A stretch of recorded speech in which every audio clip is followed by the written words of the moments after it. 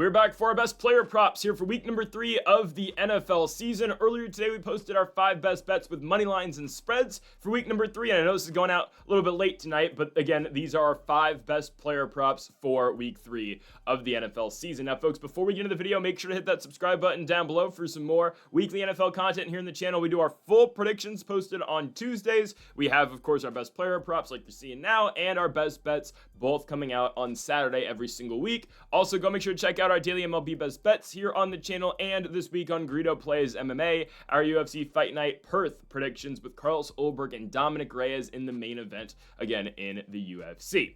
All right, let's do it. First of 5 best bets here for week number 3. We're kicking things off with Michael Pittman Jr. The line this week for Pittman is 44.5 receiving yards. I think this is an easy over. Indianapolis this week plays in Tennessee. They're in Nashville to take on the Titans. This seems like a smash spot for Indianapolis. I think a lot of people are expecting the Colts to go out there and win this football game, and I do believe that's going to be the case. But I think a big reason to their victory this week is going to be their lead receiver in Michael Pittman.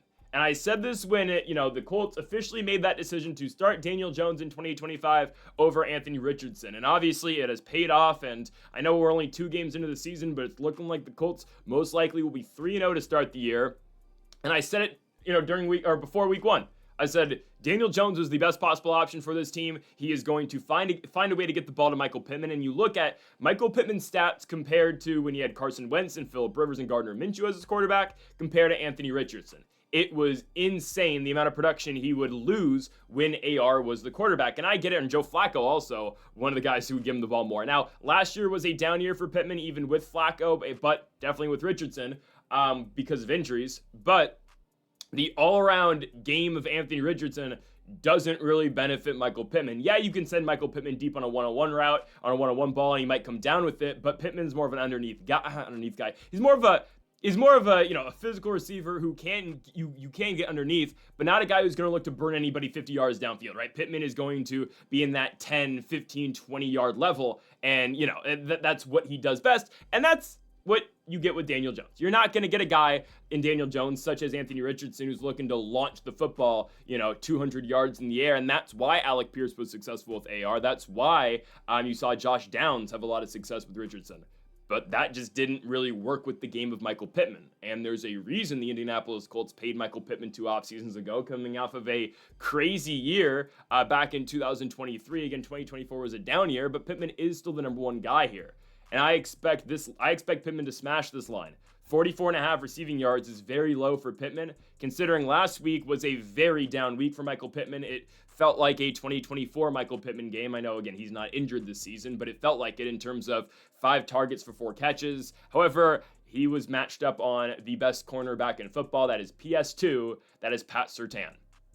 Now, I know Surtain, went down with injury at one point in that game, but for the most part, right, that was a Michael Pittman, Patrick Surtain matchup, and we knew going into the week he was pretty much going to get taken away, and that's why you saw Tyler Warren have so much success, and obviously Jonathan Taylor will always be involved with the Indianapolis Colts offense, but it wasn't really a shock to me when Pittman only came out of there with 40 yards. However, Pittman still had 40 yards when he had Pat Surtain drawn on him the entire game.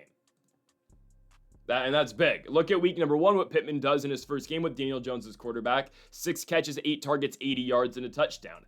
I would expect a game similar to that here in week number 3. I know Tennessee's defense has actually looked pretty good so far, at least in the first half they played against the Los Angeles Rams, and especially good in week number 1 against the Denver Broncos. However, we saw that Rams offense really get going in the second half and started to break the Tennessee secondary and just Tennessee defense as a whole. I know, Bo Nix didn't see the most success against the Titans, but look at the way the Indianapolis Colts are playing right now.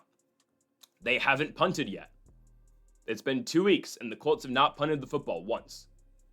I mean, you're given all these possessions, you're given all this opportunity, and we only need 45 yards out the number 1 receiver for Indianapolis. Yes, Tyler Warren's going to get a lot of targets. Yeah, Josh Downs, who actually hasn't seen many targets as of late, but Downs is still going to get involved. We can assume that Jonathan Taylor obviously is going to get the football a lot. But don't forget who the number 1 receiver is here, and that is Michael Pittman.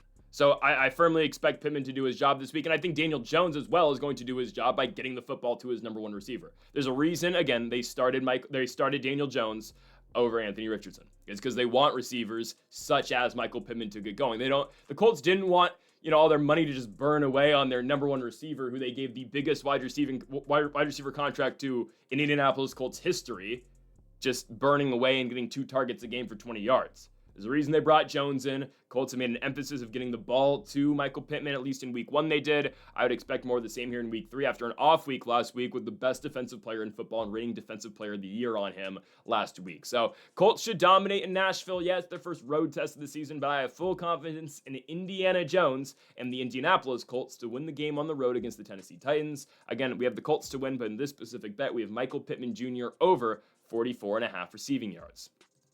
On to our second best bet of the video, we go to Tampa Bay, Florida, as the New York Jets are on the road to take on the Tampa Bay Buccaneers. I think this is going to be a difficult spot for Breece Hall rushing the football.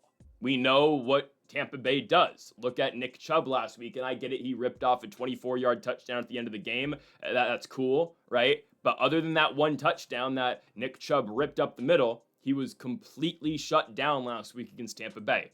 And that's not just a one-game trend. That has been a trend for years with Todd Bowles-led defenses. Todd Bowles-led defenses do not give up the run.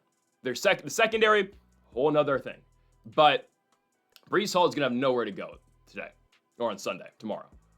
Week 1, Breece Hall is ripping it against the Pittsburgh Steelers. He had 19 carries for 107 yards. Last week against the Buffalo Bills, 10 carries for 29 yards. I don't expect that number to be much better this week. Honestly, it might be worse. I feel like New York with Tyrod Taylor is going to find themselves in a bad position early. And I don't think they're going to be in a position where they're going to need to throw the football or they're going to need to run the football much because they're going to be chasing. So that means Breece Hall is going to be involved in the pass game. Sure, Braylon Allen's always, there. And as someone who has Breece Hall in fantasy, Braylon Allen is very annoying because every time you think, Breece is getting the football, oh, here comes Braylon Allen into the football game. But I believe the Jets, they have to use Breece Hall somewhere. And with a backup quarterback, but a veteran quarterback and a Super Bowl winning quarterback off the bench, obviously, Tyrod Taylor was Flacco's backup in Baltimore all those years ago. But with a veteran quarterback who is making his first start this season, obviously Justin Fields is the guy here. You're going to need, Tyrod, as Baker Mayfield says it's supposed to be pronounced, Tyrod Taylor is going to need to get the football to Breece Hall. That's the check down option. When first read's not there, second read isn't there, okay, here comes Breece Hall leaking out the backfield. I believe, again, to ease Tyrod Taylor into the football game, and I get it, he's a vet, he's been around for a long time, but he hasn't been taking first-team snaps up until this week. You have to get the football in your best playmaker's hands, and sure, that might be Garrett Wilson, but it's much easier to get the football to Breece Hall than it is Garrett Wilson. I mean, potential of some screens to Breece Hall, potential, again, broken play. Oh, here comes the check down to Breece. I think it should happen. So last week, Breece Hall, again, was just completely neutralized against the Buffalo Bills. Again, as someone who had Breece Hall in fantasy, it just sucked. 10 carries for 29 yards and 3 targets and 2 catches for 9 yards. It was just night and day, though, what happened in week number 1 against Pittsburgh than what happened last week. So week 1 against Pittsburgh, right, 107 yards on the ground. At the same time, we'll take 2 catches for 38 yards. We'll take it. It was a 33-yard pass to Breece Hall. I mean, there's potential, obviously, one pass in this game or one reception in this game can flat out just win it for us with Breece. I think that could happen. Legitimately, I think it could. I just feel like, again, with Tyrod Taylor at quarterback, you're going to need to you're going to need to check it down eventually. I think Tyrod's going to find himself in some trouble, especially think about how Tampa Bay plays. Think about how Todd Bowles plays and how Todd Bowles runs his defense. There's a reason the run D is very good, right? I mean, obviously Vita Vea down in the middle. I would not expect Breece to get going much. On the ground. But you know what Tampa's going to do. They're going to send pressure. They send everybody. They're going to run safety blitzes. They're going to send pressure up the middle. Okay, Tyrod backing up in the pocket. Boom, quick pitch out. Quick dump off to Breece Hall. Because that's what I think New York's going to have to implement this week when Tampa Bay is going to send pressure. I mean, normally you'd think, okay, well, mobile quarterback, if Justin Fields was playing, okay, Fields can just escape out the pocket and scramble, and that's something that has hurt Tampa Bay in the past. Back in his heyday, Tyrod Taylor could run, and he was a mobile guy, and you'd be tough to tackle. I don't even know how old Tyrod is now, 34, I think, give or take. A 30-plus-year-old Tyrod Taylor, he's 36, man, yeah. Tyrod Taylor's an unk at this point. A 36-year-old Tyrod Taylor is not going to be making plays on his own, scrambling outside of the pocket. Sure, I mean, that might happen. That might happen few and far in between, or that's a weird way of putting it. That'll happen sometimes, but it's not an automatic thing, and it's not something that the Jets can rely on with Tyrod Taylor like they can with their starter, Justin Fields. So expect Breece Hall to be the bailout option. And I do think Hall should go over these receiving yards. Running game, I don't think he's going to get anything. I think the line for Breece Hall rushing yards is like 46.5, give or take. I think the under probably hits there, but I'm not going to play that, obviously. I'd much rather play the over on receiving yards because I do believe, again, in Breece Hall's ability to catch dump-off passes from Tyrod Taylor. So give me Breece Hall over receiving yards, 23.5. Again, every single play we have today is priced at minus 115. So give me Breece Hall over 23.5 receiving yards in Tampa at Raymond James against the Tampa Bay Buccaneers. On now to our third best bet of the video. We go to our 1 afternoon slot game, and we go to CenturyLink Field or Lumen Field. Seattle Seahawks host the New Orleans Saints. It is the first road game of the season for New Orleans as they hosted 2 NFC West squads in weeks 1 and 2 in the Arizona Cardinals and San Francisco 49ers. And now they go on the road to play another NFC West team in the Seattle Seahawks. I think it's going to be a tough game for Seattle, straight up. I think it's going to be a difficult game for them. First road game of the year, Spencer Rattler at quarterback. You've been accustomed to playing in the Superdome, and now you don't just have to go on the road. You got to go to the Pacific Northwest where it's going to be raining, where there's going to be, difficult in a difficult environment, bad conditions. That's trouble in my opinion. It's trouble. And I wonder how Rattler's going to play. I get it, Rattler started a lot last year, right? When Derek Carr went down, it was either Jake Haener or it was Spencer Rattler. The Saints opted to go with the Cock Commander. But second year Spencer Rattler, first game on the road, I think it's going to be a little bit difficult. So we're not going to go after Rattler because I think there's a potential for garbage time yards with Rattler. His line, I think, is like 206.5, and he's hovered around that in weeks 1 and 2, I think, with like 204 yards and 212 yards against both San Francisco and Arizona. So instead, I'm just going to pick on Chris Olave here. I'm going under for Olave. I get it. Olave gets so many targets for New Orleans. Now, most of which are hospital balls, and that's why someone needs to get Olave the hell out of New Orleans before he seriously gets injured, because there's a whole compilation of Chris Olave taking big hits because of bad balls thrown his way or just unfortunate timing. But I believe that the under on Olave this week is going to hit. He gets a bunch of targets. Week 1 against the Arizona Cardinals, he had 13 targets, 7 catches for 54 yards.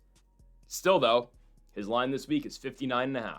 That would go under. I get it by not much, by 6 yards, but the under in that game hits. Week 2, 10 targets against the San Francisco 49ers, only 6 catches, and again, 54 yards. So identical yard numbers for Olave in both weeks 1 and 2, and he's seen 23 combined targets, and he's come down with the football on 13 of those targets. That's fine, but if you're Seattle, you're thinking, okay, well, we just take away Olave and we make sure Shaheed doesn't beat us deep. How do the Saints beat us? And that's the question, too. I don't know how New Orleans is going to be able to move the football. We obviously expect Alvin Kamara to continue to be a big part of this offense here in week number 3. I think Olave is going to get taken away. I think Seattle is going to make an emphasis on shutting down Olave because that's always Rattler's guy. In terms of when Rattler's in trouble, going to Olave. When there's pressure sent at Rattler's way, okay, where's Chris Olave? Find him, right? And the Saints are going to draw stuff up, and they have plays designed to get the ball quickly out to Olave. RPO to Olave, quick screen pass to Olave. I get that, and he's going to get those opportunities. It's all about that 60-yard marker, though, and I feel like, again, Olave has seen, I don't know if this is going to be the most targets he gets this season, because, for a wide receiver 1, you would expect 10-ish, 13 targets a game for a team in New Orleans, too, who's going to be losing a lot and doesn't have a great run game. But he's still getting 13 targets, and he's only coming down to 54 yards. 7 catches, 54 yards, 6 catches, 54 yards. I don't love that. And truthfully, the biggest playmaker and the best receiving threat so far for New Orleans has actually been the tight end Juwan Johnson. But Olave obviously is the number 1 receiver. But again, I look at these first 2 games and I say, okay, well, the targets are way up, and yet he's still not able to go out there and get 60 yards. And now, okay, you haven't done that already. And now you're going on the road. You're not playing in a dome anymore. You're playing, in rainy Seattle. I will check the weather forecast right now for Seattle, Washington. But you're playing on the road. It's not going to be raining, but it's going to be 60 degrees up in the Pacific Northwest. You're not in a controlled climate anymore. You're not in a dome. And you're playing against a team that is, as obviously saying, okay, well, Olave he's getting targeted 13 times a game. We need to take this away. There's a potential, right, of Saints being down big. They have to throw it late, obviously, because they have no other option.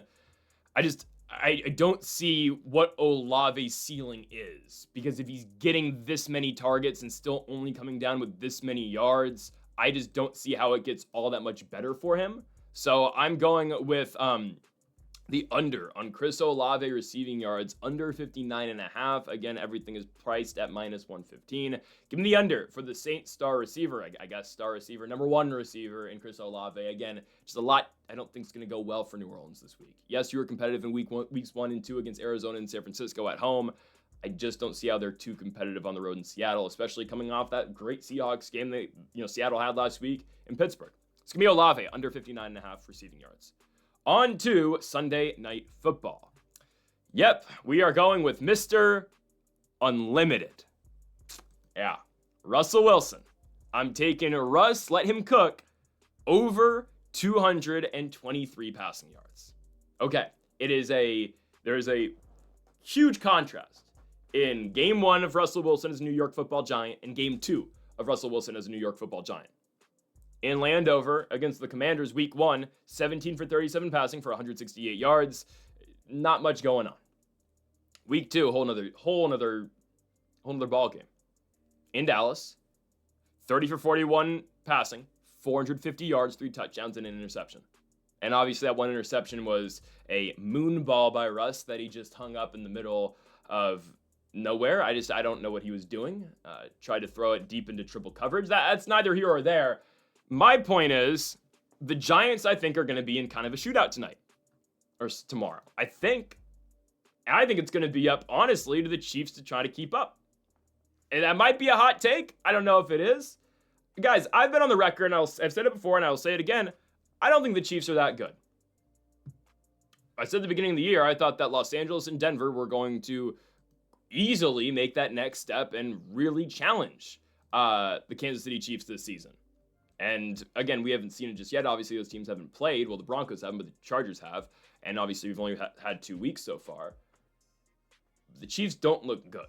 And now last week, right, there was really no threat of a pass game because that's how the Philadelphia Eagles play. It's, get it to 3rd and 3, and we can run tush-push twice, and we can get a first down. So, I mean, you can throw everything last week on America's Game of the Week on Fox between the Chiefs and the Eagles. You can throw it out the window. It doesn't apply because there's nothing that can tell you, oh, okay, well, Jalen Hurts did this. Well, Jalen Hurts hands the ball off most of the game, and then he's getting pushed in the other half of the game. And I have nothing against that. I'm not critiquing it. I'm just saying there's nothing we can base a Russell Wilson pick off of how Jalen Hurts played in week number 2. What you can base this off of, though, is week number 1 in Brazil, Chargers and Chiefs. Now, is Russell Wilson 2025 Justin Herbert? No. Justin Herbert's a top 5 quarterback in football. But I believe you see all that success Justin Herbert had in week number 1 against the Chiefs. I think Russ is able to see some success as well. Because I believe the Giants are going to be competitive in this game. I believe they're going to need to take shots downfield. I think Malik Neighbors needs to be very involved in this potential win for New York.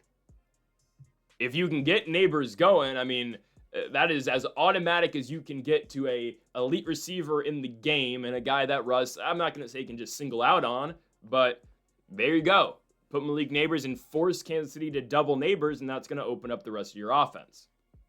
Justin Herbert in week number 1 in Sao Paulo, Brazil, against the Kansas City Chiefs, 318 passing yards on 25 of 34 passing. I think the Giants need to go pass heavy because I look at this run game and I'm just like, Cam Scatterbo, Tyrone Tracy, that's only going to take you so far. And I know, right, the Chiefs had some success stopping Philly, but, the Eagles, they're going to remain adamant the entire football game on what they want to do because they're going to run the ball right down your throat and then they're going to tush-push right through you as well. But how much is New York really going to be able to run the football? Scatterbo last week against the Cowboys, 11 carries for 45 yards. Russ has 3 carries for 23 yards. Singletary gets 1 carry in there. And then Tyrone Tracy, who came into the season as the number 1 back. I guess it is Scatterbo now, even though, again, both him and Tracy are definitely going to continue to both play. But Tracy has 5 carries for 15 yards. So again, how available is that run game going to be? And if the Giants want to be competitive, they're going to need to throw the rock. And I get it, right? I mean, the Cowboys defense is bad, and the Chiefs defense is nowhere near as bad as Dallas's is. Chiefs actually have a pretty solid defense. I think the Giants, if they're going to win this game, or at least stay competitive in this game, they need to keep forcing it downfield, and they're going to need to keep airing it out. And this goes both ways too. If you're going to be competitive, okay, well, you need to throw it all day long. And even if you're not competitive, you're going to be trailing, so you got to get back in the football game and throw it. So I think this really favors us here with Russell Wilson this week, over 223.5 passing yards. It's not a lot. It's really not. I mean, we can get 230 yards out of Russ. That's not a great game, but that'll still clear for us. I think we're fine here. I don't think the Chiefs defense is going to be that imposing here on the New York Football Giants, so I'm going to be going with Russell Wilson, Mr. Unlimited, on the road, at home on Sunday Night Football, over 223 passing yards. Chiefs just aren't that good, so give me Russ. On to our final best bet of the video. We move to Monday Night Football. It is Ravens and it is Lions in M&T Bank in Baltimore, Maryland, and I'm going with Jared Goff, over 260.5 passing yards. Yes, Goff is elite. Yes, Jared Goff is a top 5, 6-ish, 7-ish quarterback in the National Football League. He is that good, and there's a reason Jared Goff every single season is statistically a top 5 quarterback in football. Last 3 years, Jared Goff has passed for 4,400 yards, 4,500 yards, and 4,600 yards. It's incredible what Jared Goff has done. He is an elite quarterback in football, and if this game goes any way like I think it's going to go, Goff should easily reach this mark. I think Goff's going to throw in the 300s this week, because I think we see a crazy scoring night. Baltimore will be able to score, and at the same time, yes, the Detroit Lions should be able to score all game long as well. That's what I see here. I see, and I said it when I made my predictions video earlier in the week, I said I think this is going to look really like, I don't know if it's going to look exactly like it, but this is going to be similar to Bills-Ravens week 1. Right? That Monday night game years ago between Patrick Mahomes and Jared Goff at the Coliseum with the Chiefs and the Rams. This is going to be one of those all-time classic games, I believe, and high-scoring games, because I don't really see both defenses playing that big of a factor. Again, look how much success Josh Allen had against the Ravens defense. And sure, did it take until the fourth quarter for that offense to really get going? Yeah. But Josh Allen throws for 200-plus yards in the fourth quarter alone. And look at the weapons on Buffalo and compare them to the weapons on Detroit. Now, I'm not going to dispute the fact that, Josh Allen's obviously better than Jared Goff, even though I think Goff's really elite. I mean, I don't think there's a man walking the face of the earth right now that's a better football player than Josh Allen. Maybe Tom Brady if he came back still. But an active is not an active NFL player right now that is better than Josh Allen. There's just not. He's the best player in the sport, and he's one of the greatest talents I've ever seen play the game of football. However, Jared Goff is comparable. He's not better than Josh Allen, but there is a drop-off in play, but it's not a huge drop-off. And then when we consider the targets in both teams, run game, again, not going to be a factor, obviously, in our bet here, but Jahmyr Gibbs can catch the football at the backfield. He's a very, very capable receiver. Amon-Ra St. Brown is statistically a top 5 receiver in football. Now, again, whether you want to say he's top 5 or not, that's neither here or there, but statistically, yes, he is a statistically great receiver. Jameson Williams can always break a big play off. Sam Laporta is one of the better tight ends in all of football. And how about the rookie out of Arkansas, Isaac Tesla, who has only made 2 catches so far in his NFL career. One was a toe-tap, one-handed grab touchdown in Lambeau Field. And last week, one across the sidelines at Ford Field, another one-handed grab.